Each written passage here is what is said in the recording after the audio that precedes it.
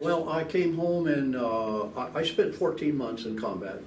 And then I came home and was assigned to a rescue squadron.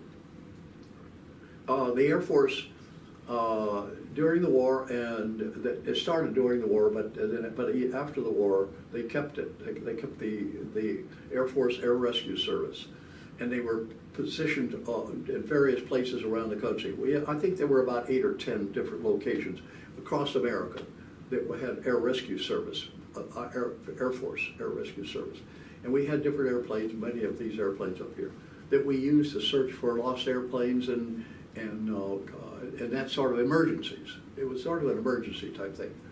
And I got into a squadron of that and served with it for a number of years, and it was great. We saved a lot of lives and found a lot of lost pilots, and we also participated in all kinds of emergencies like floods and all that time. One time they had what they call a hay lift.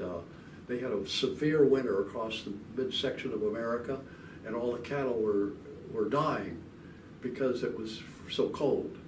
And so we went out and we would put in transport planes and drop hay to them.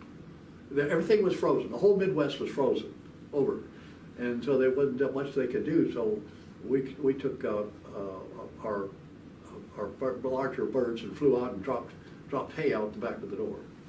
All across just kicking bales of hay out, right? Just so you fill the hole. Kick the bales of hay out. Yeah, and find the cattle or the livestock and they were starving to death, and they couldn't get to them. Everything was frozen, and it was a really mean sector. Now, where was your base located when you were doing these missions?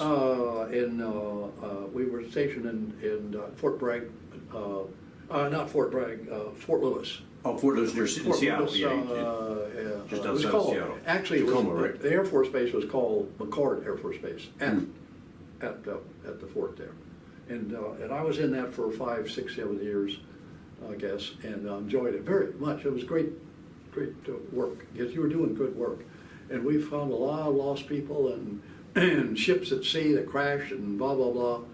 Not ships, but airplanes. In those days, airplanes weren't like they are today.